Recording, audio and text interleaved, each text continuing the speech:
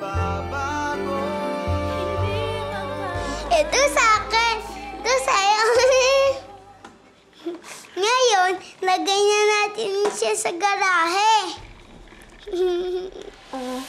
Walo? Sinong kausap mo? Kaibigan ko po siya. Ang pangalan niya ay Golok. Nasaan yung kausap mo? Nasa likod mo. Ako, ikaw talagang bata ka. Masyado kang maloko, ha? Ano sinasabi mo?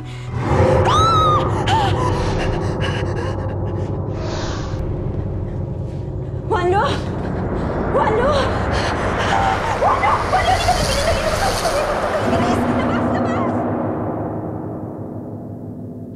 Isang mag-asawa na parehong matagal nang naglingkod sa simbahan. Pareho ding matatag at tapat sa kanilang kinagisnang relihiyon. Pero kung kailan sila nagkaroon ng sariling pamilya at saka naman sila nagkaroon ng duda kung totoo nga bang may Diyos? Kung kayo ang nasa kanilang sitwasyon, natitiyak naming kayo rin ay mapapaisip, matatakot at maluluha sa pinagdaanan ng isang ama at ina nang maging biktima ang kanilang panganay ng isang kung tawagin ay demonic oppression. Ngayong gabi, kayong mga magulang at mga anak, pakatutukan ninyo ang kahindik-hindik na sinapit ng isang bata at ang hindi mapantayang pagmamahal ng kanyang ina. Dito sa aming tampok na totoong kwento na may pamagat na Golok, My Son's Imaginary Friend, The Arthur and Anna Policarpio Family Story.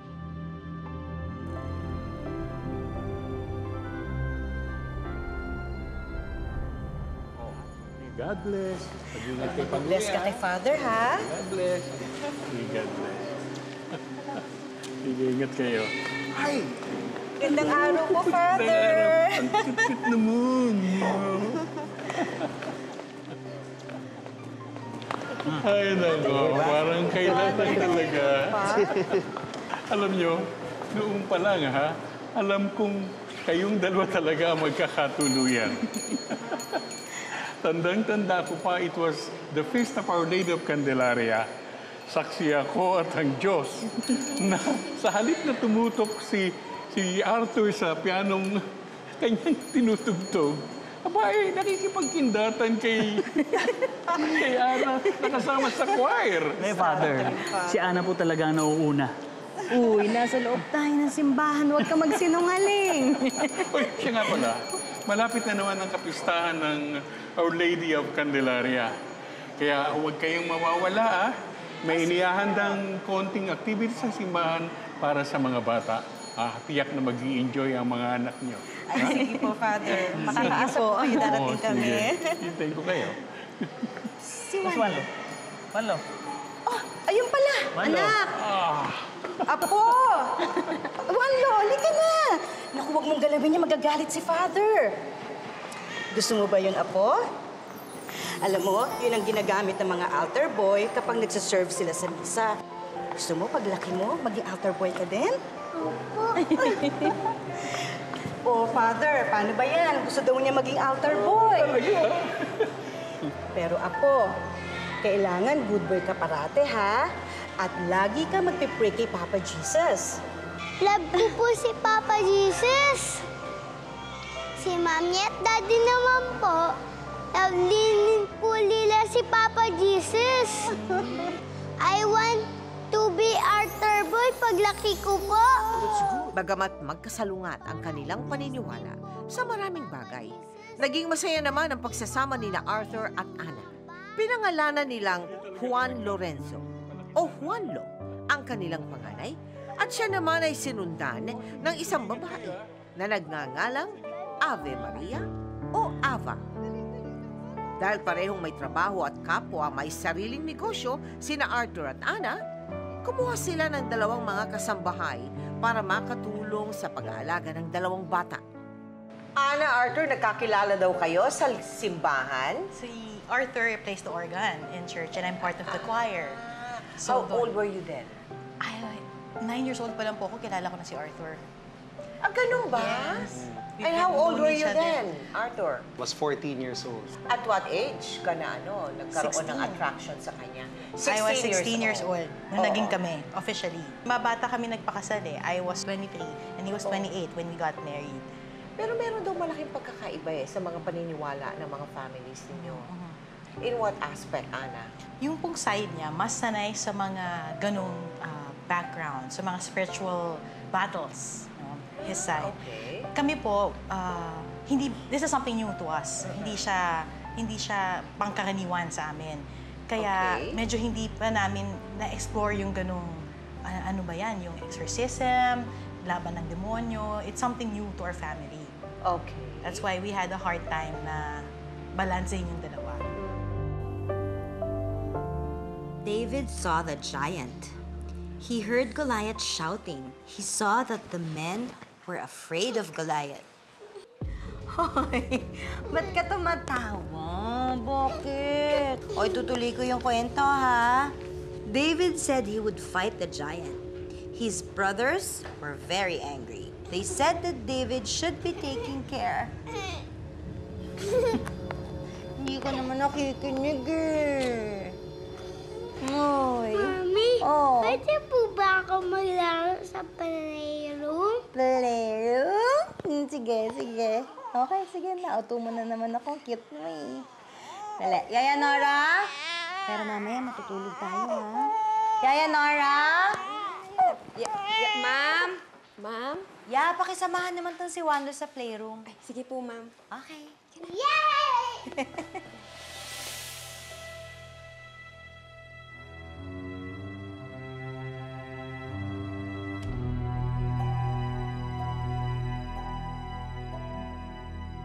Ito sa akin. Ito sa'yo. Ngayon, lagay na natin siya sa garahe. Walo? Sinong kausap mo? Kaibigan ko po siya. Ang pangalan niya ay Golok. Walo? Nasaan yung kausap mo? Nasa likod mo.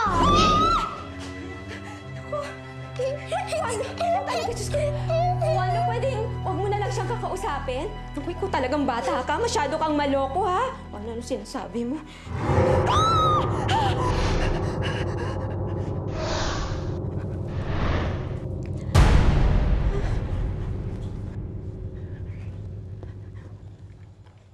Walo? Walo? Walo?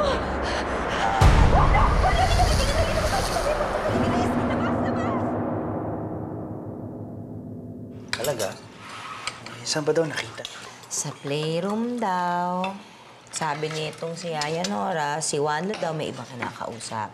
Tapos yung reflection daw sa salamin, hindi raw si Ava. Tapos meron daw kamay na lumalabas. Ako, ewan ko ba dyan kay Yaya? Manlo? Is it true that may kalaro ka daw sa playroom? Yes po, Daddy. His name is Golok. He's my playmate. Okay, can you tell me what he looks like? Han, please, tama na. He's just a kid. Imaginary friend lang niya yun. Ma-outgrown na rin niya yun. At paglaki niya, malalaman din niya kung ano yun. Eh, paano mo ma-explain yung black figure dun sa playroom? At yung hand na nakita ni Yaya Nora? Han, pati pa naman ikaw. Tama na, please. I'm just saying.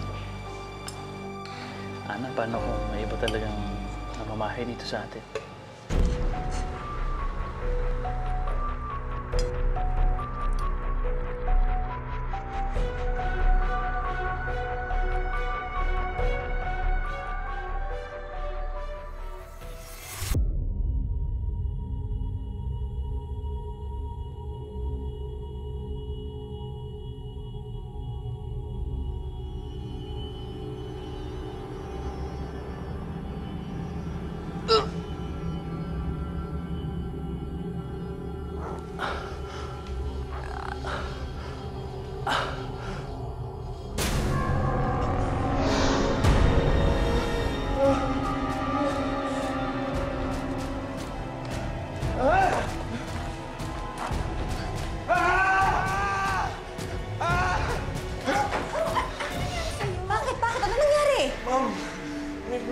kasi ako nakitang batang babae dun sa... Multo na naman ba yan? Tigil nyo nga yan. Pero ma'am, totoo po. Rudy, guni-guni mo lang yan. Hindi totoo ang multo. Kayo, ha? Itigil nyo nga yung mga kwentong multo-multo na yan. Pamprobinsya lang yan, huwag nyo dalhin dito. Walang multo dito sa bahay natin. At itong si Wanlo, matatakot sa mga kwento ninyo eh. Simula ngayon, ha? Ayoko na ng mga kwento-kwentong multo. Hindi totoo yan. Itigil nyo yan, ha? Rudy, sige na, ang dami ng kotse. Alis na tayo.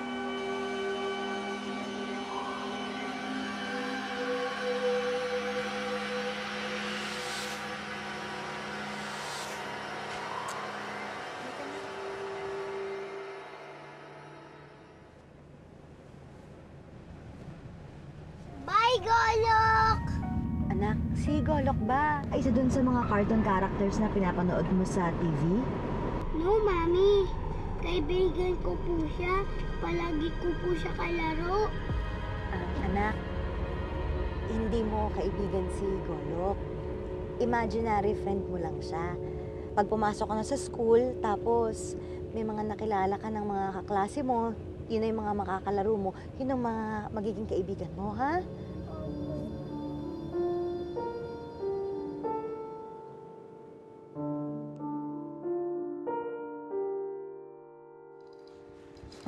Anak, huwag ka tumakbo. Baka madapa ka. Pa-picture tayo dito! Sige, eto na kami ni Ava. Sandali lang. Sandali. Oh, selfie.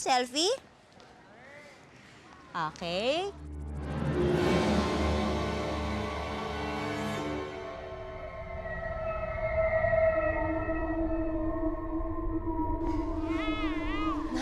Anak, bakit? Anak! Tulungan niyo ako kami! Anak, Diyos ko, ano nangyayari, anak? Ano po po, Lok? Tulungan niyo kami! Tulungan niyo kami! Tulungan niyo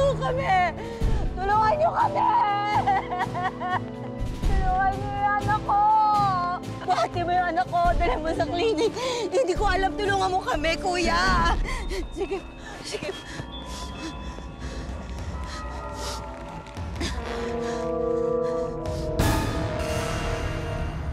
Febrile seizure. Ano tong sakit ni Wanlo? Nangyayari daw yan kapag nakakaranas ng mataas na temperature ang brain ng bata. Yung kapag merong mataas na lagnat. Pero Han, wala naman lagnat si Wanlo nung bigla na lang siyang nanigas tapos nangisay eh. Okay na okay siya bago nangyari yun eh. Sigurado pa niyan, sasabihin pa ng doktor na yung anak natin merong high level of anxiety. But alam mo na hindi totoo yun, Han. Kilala mo yung anak mo. He's such a sweet boy. Imposible na meron siyang ganun. Ayun, tama ka. Not our Wanlo. Pero sabi naman ng doktor, treatable naman eh. Kailangan lang natin bantayan ng mabuti ang anak natin. Han, ba't ba nangyayari to sa atin? Alam mo, sa totoo lang, hindi ko akalain na bibigyan tayo ng Diyos ng ganitong klaseng pagsubok. Tama na. Huwag ka na masyadong mag-isip. Sabi naman ng doktor, hindi naman seryoso yung nangyari. Ano lang, baka viral illness lang. Kaya kailangan bantayan natin siya. Hindi seryoso? Anong hindi seryoso? Wala ka kasi dun eh. Hindi mo kasi nakitang naghihirap yung anak natin. At ako, kahit nandun ako, alam mo ba, Han, wala akong nagawa. Pinanood ko lang yung anak natin na naghihirap.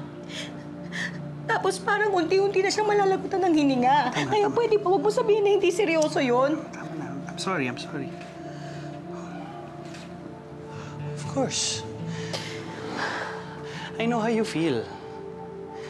Nag-aalala rin naman ako sa anak natin. Pero Ana, naniniwala ako na hindi siya papabayaan ng Diyos. And I will make sure na hindi na mangyayari yan. Magkoconsult tayo ulit sa doktor, ha?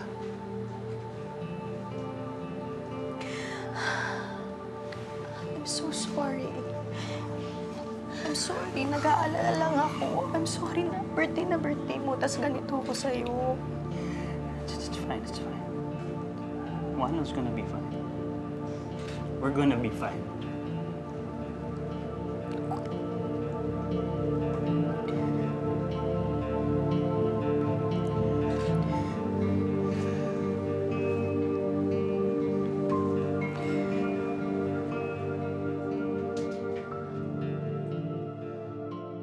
the night kasi na nagkaroon siya ng mark, yung wife ko, si Anna, was sensed something inside the room eh. Gusto mo ikwento mo yun? Yeah, I'm not very, hindi po ako masyadong sensitive. Oo. That's what you call it. Pero nung gabing po yun, meron po akong naamoy. Tulog na po sila. Meron po akong naamoy na ibang very, very foul smell. And at the corner of my eye, I saw para po siyang fox-like.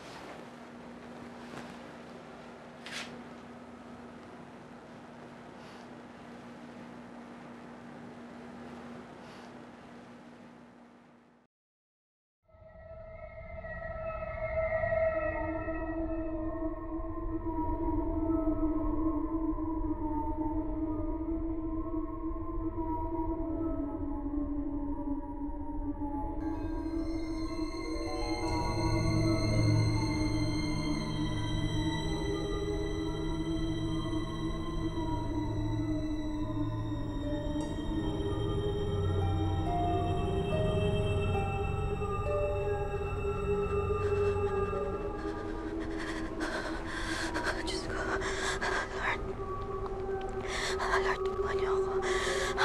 Ana, ano ka ba naman? Huwag mo takutin yung sarili mo, Ana. Stop it, stop.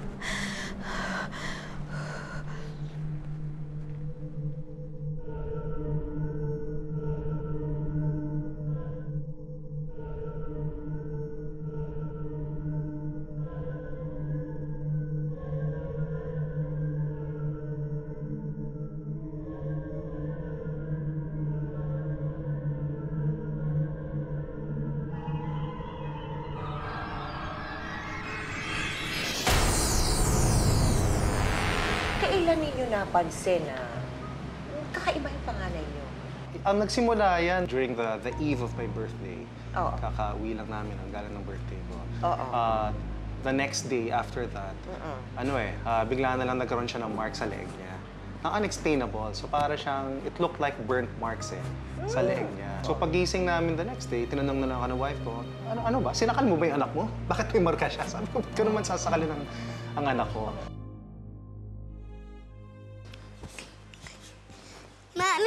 Mami, wake up! Mami, gising na. Gising na si Mami. Parang hindi magigising. Naalab mo si Mami. Good morning. Asan daddy mo? Umalis na po siya. Kasi maliit na po siya. Pero ang sabi niya, ikis ko po para sa kanya. Sarap! Sweet talaga si Daddy, no? Kagaya mo na sweet din, di ba?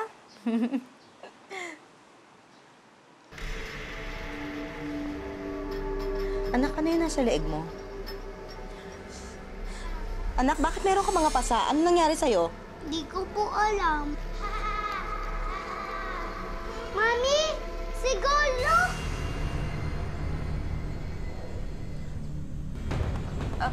Sandali lang. Anak ka, tatawagan natin ang daddy mo para madala ka namin sa doktor.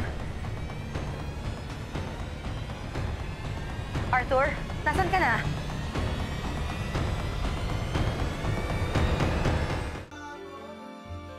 Anna, Arthur,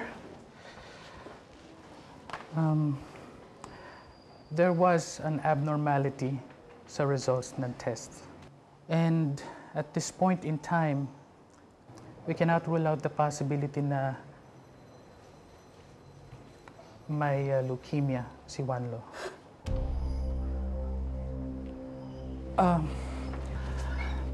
But this is what I'm completely sure of. We have to run another test para makasiguro tayo.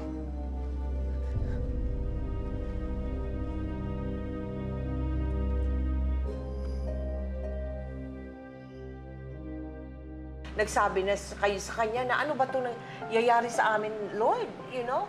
Why are you doing this to me? Usually, ganun eh. Lalo na kung talagang kayo naglingkod sa simbahan, no? Pinaglingkuran niyo siya ng maayos. Meron bang ganong Nangyari po sa akin. Sa iyo? Sa akin nangyari. Oo. Nag-ano Kasi, yun? Nagalit. Nagalit ako. Nagalit ka? Oo. Parang, bakit naman sa amin? Why? After serving you. Yes. After serving you all, since I was 9 years old. And buti sana kung ako lang siya. Kaming dalawa. Kayong dalawa. Oo. Yes. Doon po nangyari na nagalit po talaga ako.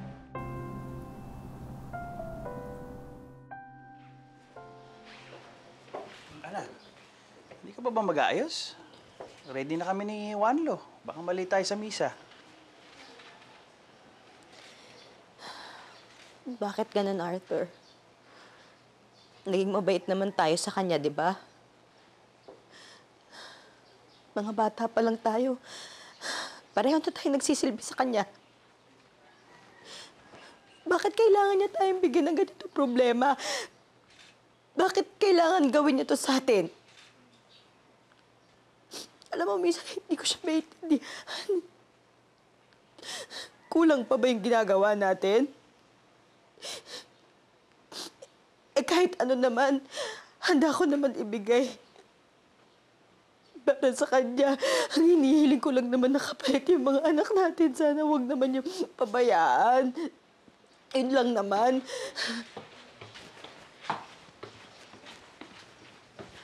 Mommy, why are you crying? May sakit ka po ba? Let's go na po sa church. Mag-pray po tayo so the pain will go away.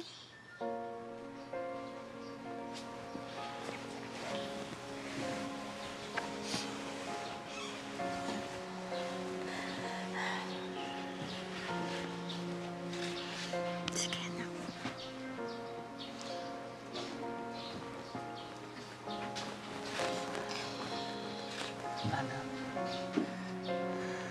alam ko naman na may paliwanag ang lahat ng nangyayaring ito. Unang-una, hindi mo naman tayo nakakasiguro sa magiging resulta ng test. At alam ko, hindi niya tayo pahihintulutan sa mga pagdurusang to kung wala siyang magandang plano para sa atin. Please, subukan mong humarap sa kanya. Alam kong sa kanya mo, malalaman lahat ng kasagutang hinahanap mo.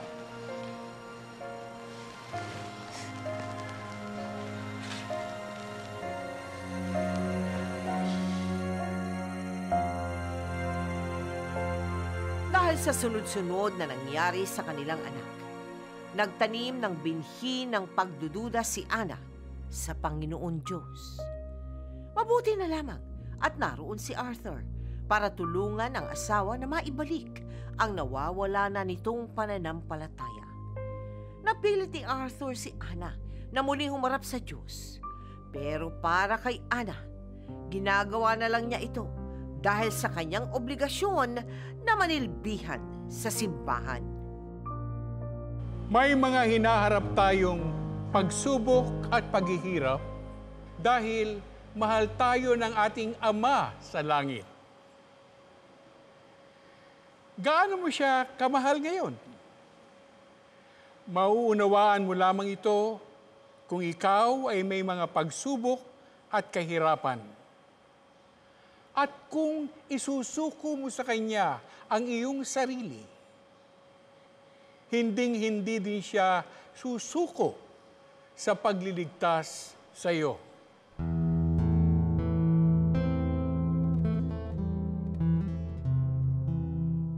Ito ang kordero ng Diyos na nag-aalis ng mga kasalanan.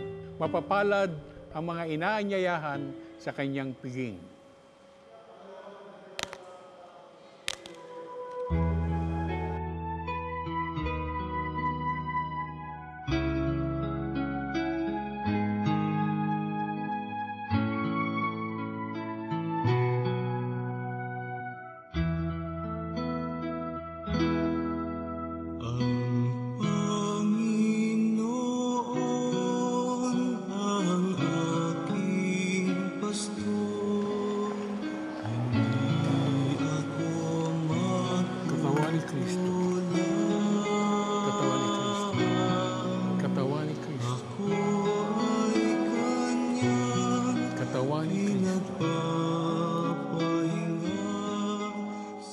Nakumpirma man ni Ana at Arthur na ligtas na ang kanilang anak mula sa sakit na leukemia Ang hindi nila batid noon, hudyat lamang pala ito sa mas malaking pakikibaka na kanilang kakaharapin.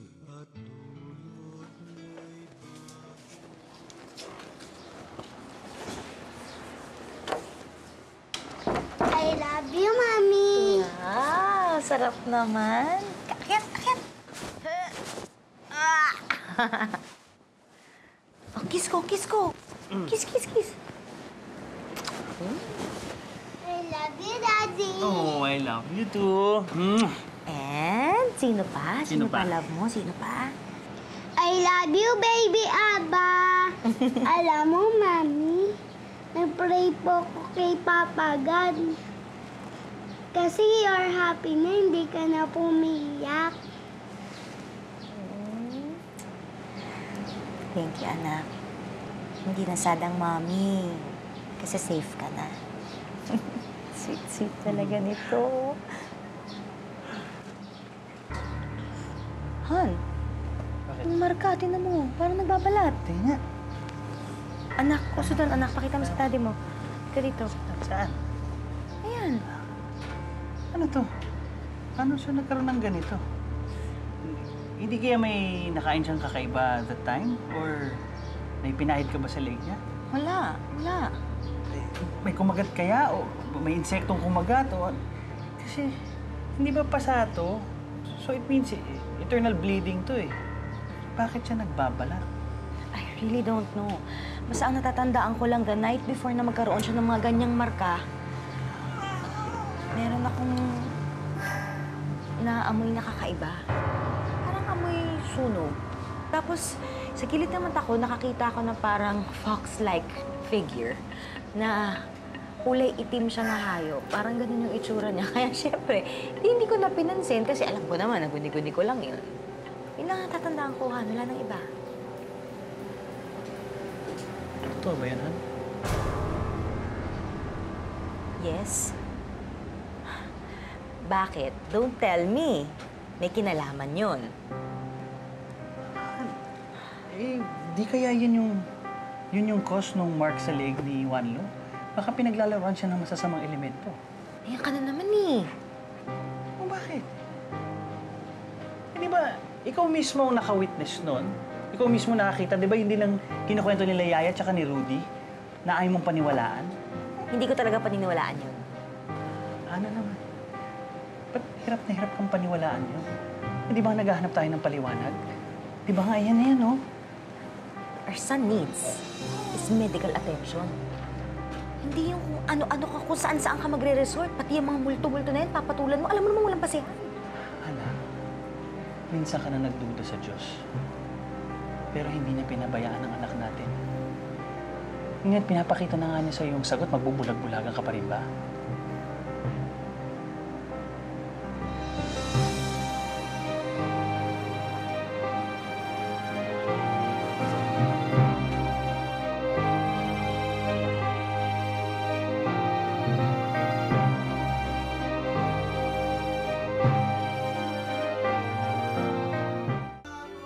Kumonsulta rin sila sa isang dermatologist. Pero ito man, hindi maipaliwanag kung saan nagmula ang mga marka at pasa ni Juanlo sa murang katawan nito. Father, do you believe in diabolical experiences? Yung pong masasamang espiritu na pinaglalaroan po ang tao? Yes. Father, I have a son. Sabi po ng asawa ko, pinaglalaroan daw po yung anak namin ng masamang espiritu.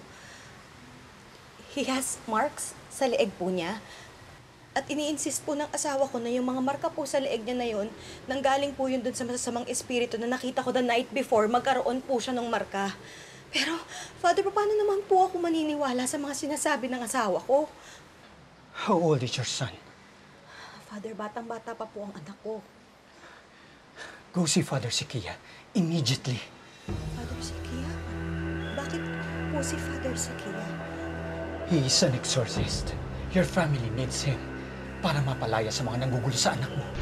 Puntahan niyo na siya agad bago pa mahuli ang lahat. Sa kagustuhang malaman ang buong katotohanan, sumangguni ang mag-asawa kay Father Josis Sikia. Iminungkahi naman ni Father Josis na lumapit sila kay Father Aga Tarog, isa sa mga pari na eksperto sa tinatawag na exorcism. Pwede rin namang demonic oppression. Iba ho ito sa demonic possession. Ang demonic oppression, nakukuha ng demonyo na ma-impluensya o manipulate yung tao kahit hindi ito sumasanib sa katawan niya. Father, naghihinala kasi kami noon na may imaginary friend si Wanlo. Actually, he has a name. Golok. Yun ang tawag ng anak namin eh. Sadya yung pagbabagong anyo ng demonyo. Kaya iba yung nakikita ng mga katulong ninyo at ng driver sa nakikita ng anak ninyo. Nagaan yung bata, yung demonyo, sa paningin ng anak ninyo para makuha ang loob.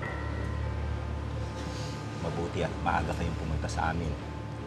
Kung nagtagal pa ito, baka tuluyan ang nasakop ang demonyo. Hindi lang ang pamamahay ninyo, kundi pati na rin ang anak ninyo. Father, meron ho ba kayong mga exorcism rituals na hindi naging successful? To be honest, yes. Alam nyo, mautak ang mga demonyo.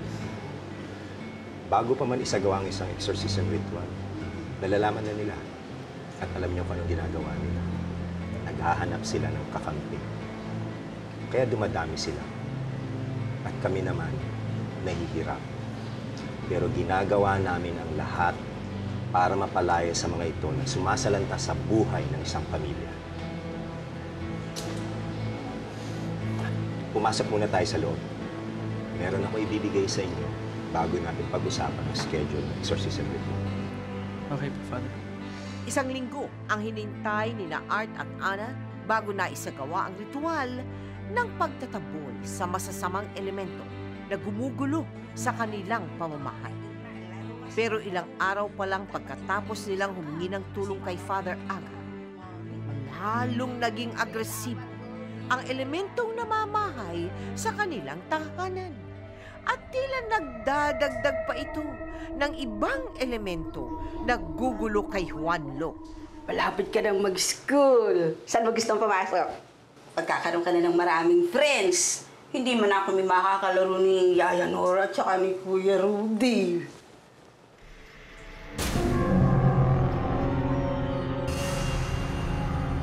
Yaya, sino sila?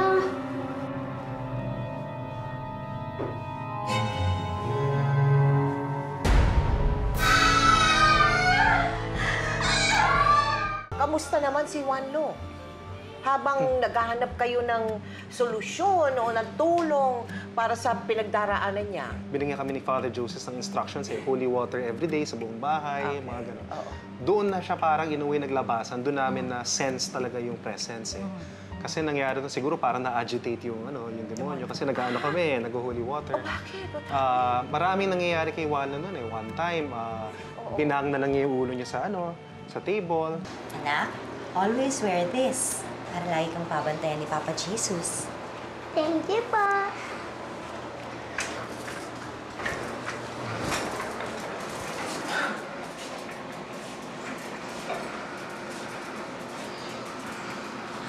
Han, paano kung hindi mag-work yung ritual? Anong gagawin natin? Unti-unti na ipinapakita ng Diyos ang kasagutan. Siya ang mas makapangyarihan. So, dapat maniwala tayo na magiging okay si Wanda. Tayo na lang kaya umalis dito sa bahay? Han, hindi pwede dahil pamamahay natin to. Bahay natin to at ang demonyo ang dapat umalis. Hindi tayo.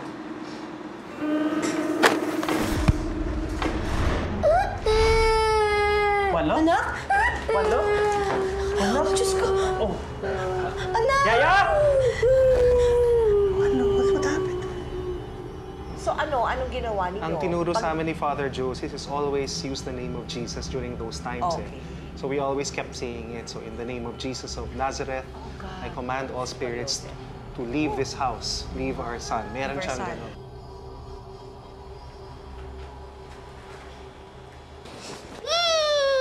Punta tayo sa Singapore!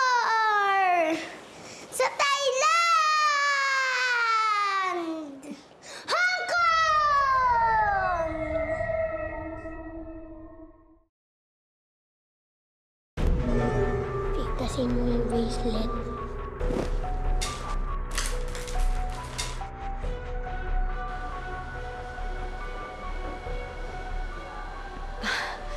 Anak, it's okay. Mag-sorry ka lang kay Mama Mary na nasira mo yung rosary niya. Ayoko! Juanlo? What did you say? Ano? Just say sorry to Mama Mary. Juanlo, say sorry to Mama Mary. Ayoko! Juanlo, say sorry to Mama Mary. Ayoko! Juanlo, please! Juanlo! Sorry po, Mama Mary. Sorry po.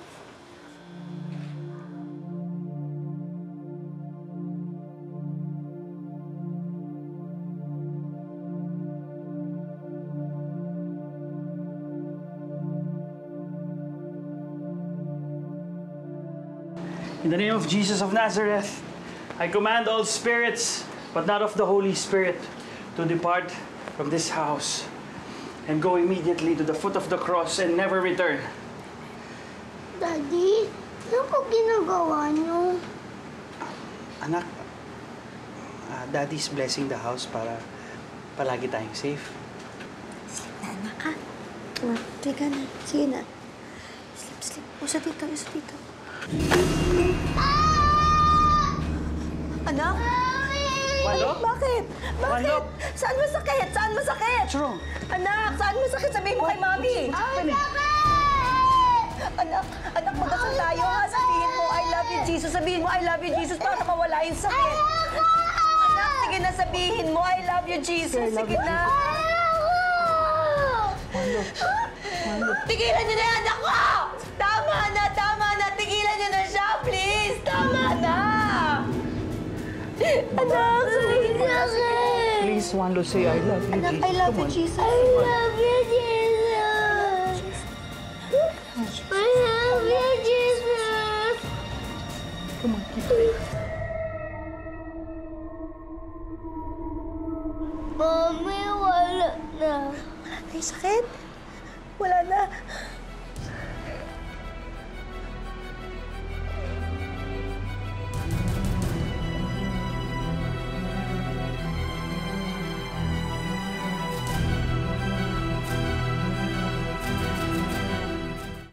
Good night, Ava. I love you, Mommy. I love you, Daddy. Sino pa? Sino pa love mo? I love you, Golok.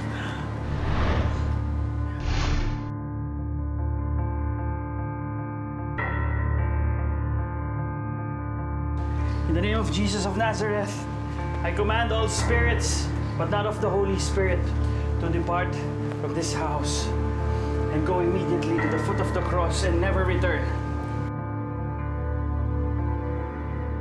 Noong bispiras ng pagsagawa ng exorcism kay Juanlo, hindi na nakatulog sina Arthur at Ana dahil sa pangambang maaaring umatake na naman ang demonyo sa kanilang anak.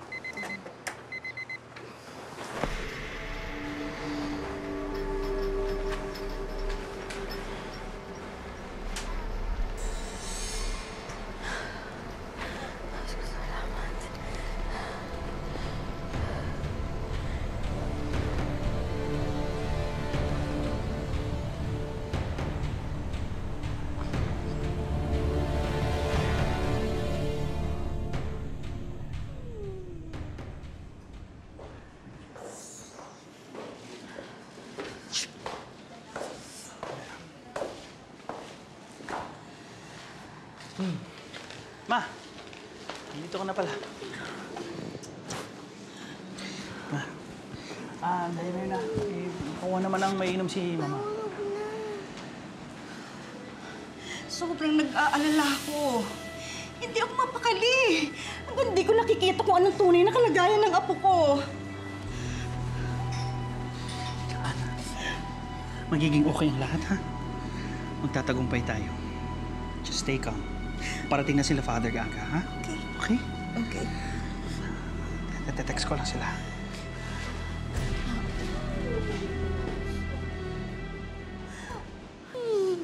Good luck, Golok!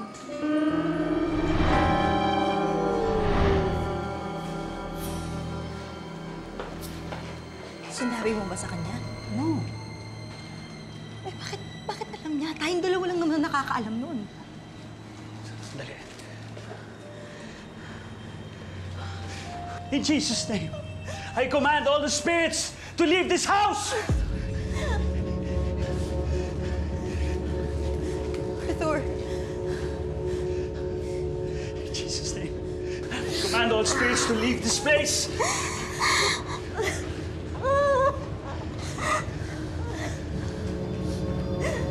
Father, tuloy po kayo. Salamat. Nandun po sila. Magandang araw Father. po. Father. Arthur. Mga kasamahan ko. Umaga ho. Kamusta naman po ang mga nakarang araw ninyo? Father, sa totoo lang ho, nagiging agresibo ho sila lalo. Wala hong araw na hindi nila ginulo yung anak namin. Pwede bang tignan ko muna ang bahay para malaman namin ang gagawin? Sige po, Father. Simulan niyo muna sa taas.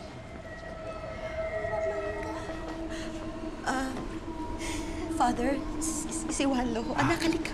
Halika. Pakiwala ka na kay Father, ha? Good morning, Wando. Ako si Father Aga. May naikwento sa akin si Mama at Papa mo.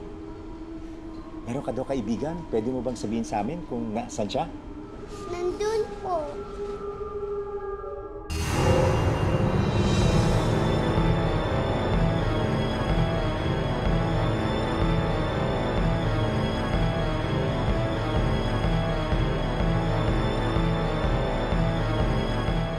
Dumating na si Father Aga. Ano nangyari? Pagdating ni Father Aga, kinausap siya, o, nasaan yung kaibigan mo? Nandiyan, no? So, ganun lang, casual. Tapos, dyan siya. Tapos, umakyat niya yung mga kasama ni Father Aga sa taas, sa kwarto. Hindi naman sinabi kung saan siya nakakita. Tapos, basta umikot lang sila ng bahay, pinakiramdaman yung bahay. Pagbaba nila, sinabi niya, pinakamaraming concentration doon sa kwarto, sa playroom. Okay. So, yun ang sinabi niya. Tapos, magmamass na. So, magmimisa muna. Misa muna bago ng ceremony. Sa bahay. So, si Wanlo, tinatawag namin siya, Wanlo, halika, ano na tayo? Magmimisa na tayo. Ayaw, nag-tantrum siya bigla. Ayoko. Iyak siya na iyak. Alam nyo, bata pa kasi si Wanlo. Kaya ginagamit ng demonyo yung interest niya para malansi siya. At ang paglalaro ang pinakamadaling paraan para mahulog ang loob ng anak ninyo. Para kay Wanlo, si Golok ay isa lang kalaro, kaibigan.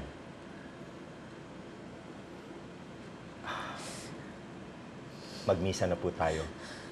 Tawagin na po natin ang mga makakasama natin. Sige pa, Father. Wanlo? Come on, let's go. We're gonna hear Mass. No! What? We're gonna hear Mass. Father Aga's here already. No! Wanlo, come on. Sige na. No! Anak. No! Anak.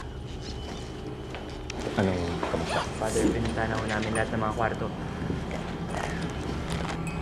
Wanlo. Let's go, Wanlo. Tulungan niyo na. Let's go, let's pray. Let's go. Let's go. Wanlo, come on. No! Let's go there. Let's go there. Wanlo, come on.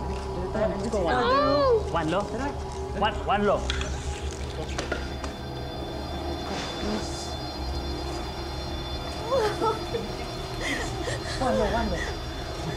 Oh, no!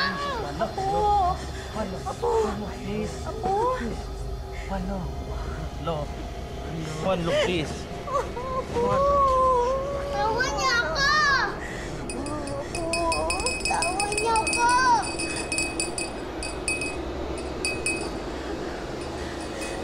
Anak. Wanlo. Ito yung bell na gusto mo. Di ba gusto mong patunugin to tuwing nasa misa tayo? Di ba, anak, gusto mo to? Di ba, anak?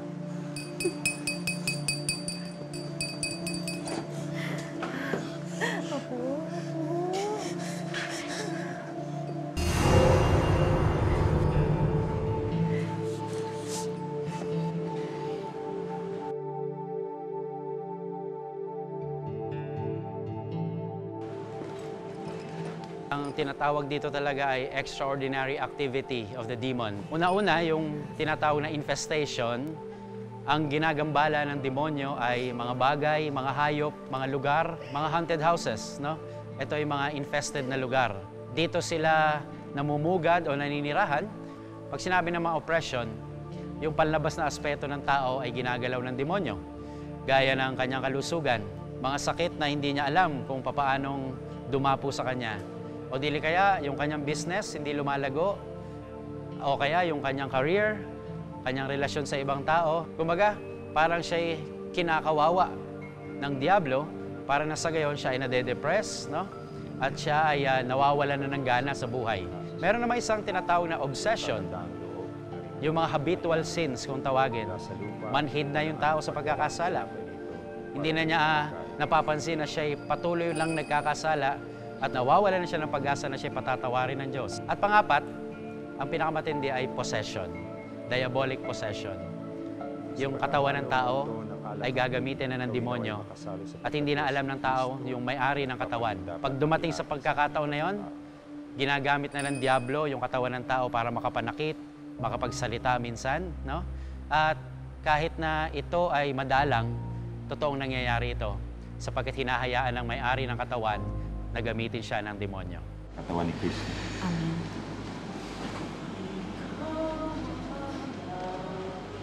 Katawan ni Kristo. Katawan ni Kristo. Katawan ni Kristo.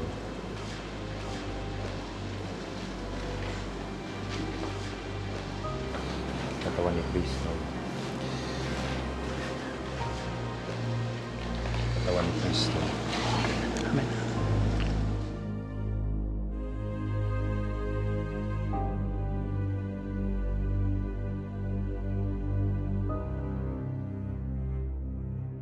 Nagmasa kayo? Nagmasa kami. Alright. And then? Tapos noon, si Father, pati yung kasama niya, umikot ang buong bahay. Nasa Latin yung language Latin, So, okay. pero nakakakilabot yung ceremony. Talagang, very powerful, mararamdaman mo yun. Umikot sila buong bahay, every corner. Hindi lang siya ordinary blessing eh. So talaga may Latin language nga na sinunod na. Quitan et insidias diaboli est presidio. Imperet illi Deus, supplices deprecamur, tuque, principes militia celestis, santanum, aliosques spiritu malignos, quiad perdionem, animarum pervagantur in mundo, divina virtute in infernum detrude. Amen. Sancte defende nos in proel, contra quitan et insidias diaboli est presidio.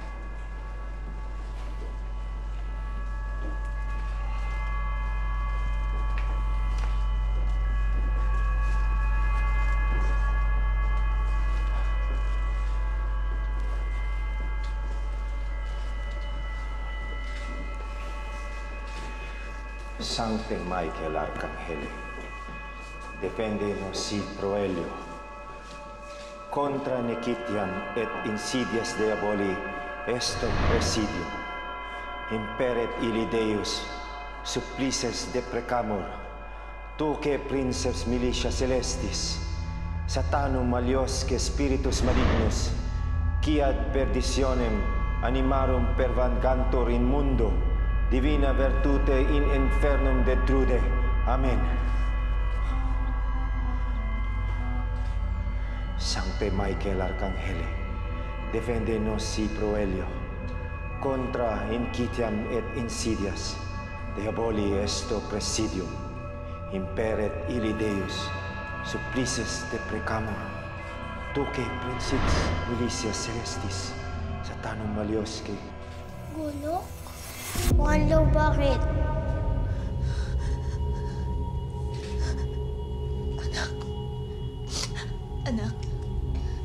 Anak, huwag mo siya kausapin.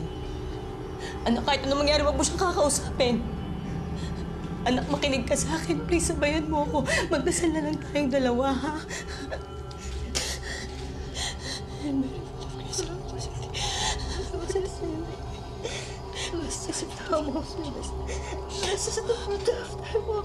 Holy Mary, Mother of God, pray for us sinners. Now and in the hour of our death. Anak, sabayan mo ako. Huwag mo siya kakausapin.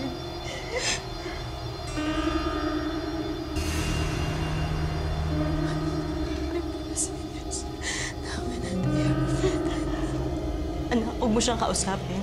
Makinig ka sa akin, huwag mo siyang kakausapin, ha? Anak!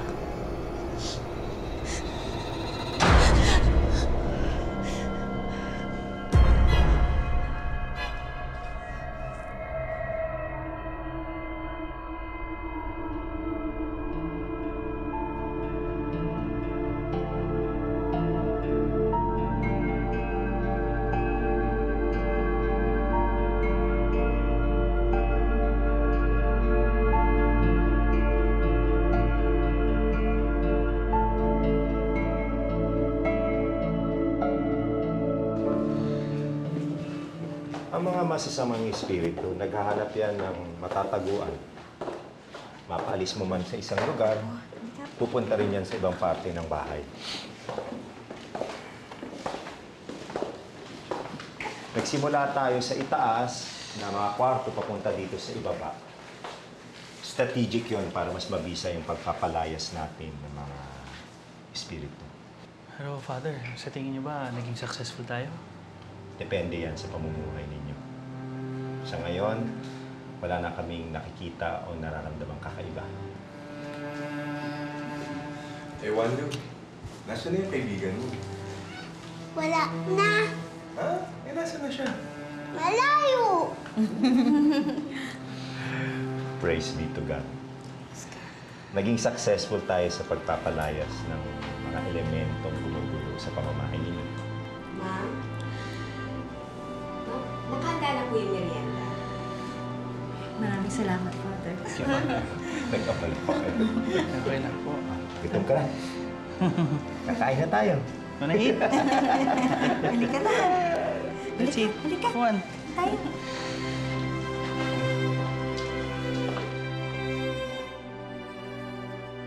Matapos ang kanilang pakikipaglaban sa demonyo, sumulat ng isang article si Art tungkol sa kanilang karanasan para magsilbing paalala at babala sa ating mga kababayan na ang demonyo ay totoo at nag-aabang lamang ng mga pamilya na maaari nilang gambalain at sirain ang pananampalataya. Saksi ako at ang aking buong pamilya sa isang labanan. Labanan sa pagitan ng kabutihan at kasamaan. May tuturing na isang biyaya ng Diyos ang pagtagumpayan namin ang labang ito. Napagtanto namin na habang tayo ay nabubuhay, ay hindi matatapos ang pakikipagsagupa natin sa kasamaan. Ang kalaban ay palaging nakamasid at nakaabang para guluhin ang ating buhay. Pero bilang mandirigma ng Diyos, tinawag tayo para magpakita ng kabayanihan para sa kanyang kaluwalhatian. Pero ang pinakaimportanteng patunay ng aming pagtatagumpay sa labang ito ay ang naging epekto nito sa aming pamilya. Nabago nito ang aming buhay. Lalo kaming napalapit sa Panginoon at masasabi kong lalong naging buo at mas matatag ang aming pamilya dahil sa nangyari.